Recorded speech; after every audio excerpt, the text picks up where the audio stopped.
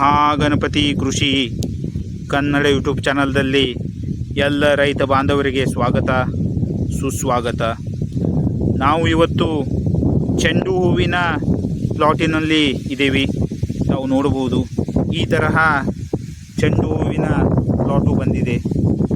ಚೆಂಡು ಹೂವಿನ ಗ್ರೋತ್ ಸಲುವಾಗಿ ತಾವು ಮೊದಲ ಸ್ಪ್ರೇಯನ್ನು ಯಾವುದು ಮಾಡಬೇಕು, ಯಾವ ಸ್ಪ್ರೇಯನ್ನು ತಗೋಬೇಕು, ಅದರ ಬಗ್ಗೆ ನಿಮಗೆ ಇವತ್ತು ನಾನು ಮಾಹಿತಿಯನ್ನು ಕೊಡ್ತೀನಿ.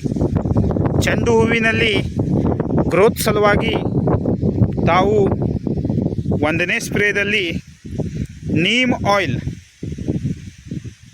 30 ml ಯೂಸ್ ಮಾಡಬೇಕು.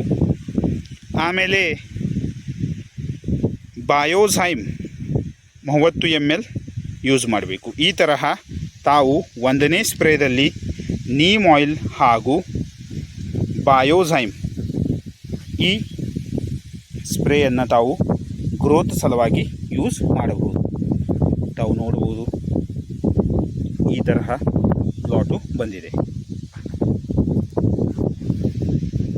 ಬಯೋಝೈಮ್ದಿಂದ ಚೆಂಡು ಹೂವಿನಲ್ಲಿ ಗ್ರೋತು ಚೆನ್ನಾಗಿ ಆಗುತ್ತೆ.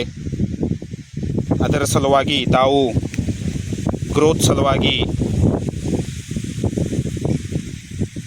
ಬಯೋಝೈಮನ್ನು ಯೂಸ್ ಮಾಡಬೇಕು. ಸ್ಪ್ರೇ ಆದಮೇಲೆ ತಾವು ಪ್ಲಾಟಿನಲ್ಲಿ ಯೆಲ್ಲೋ ಸ್ಟಿಕ್ಕಿ ಟ್ರ್ಯಾಪನ್ನು ಯೂಸ್ ಮಾಡಿ. ಕೀಟ ನಿಯಂತ್ರಣ ಸಲುವಾಗಿ ತಾವು ಯೆಲ್ಲೋ ಸ್ಟಿಕ್ಕಿ ಟ್ರ್ಯಾಪನ್ನು ಇನ್ಸ್ಟಾಲ್ ಮಾಡಬೇಕು. ಈಗ ಭೇಟಿಯಾಗೋಣ ನೆಕ್ಸ್ಟ್ ವಿಡಿಯೋದಲ್ಲಿ. ಥ್ಯಾಂಕ್ ಯು, ಧನ್ಯವಾದಗಳು.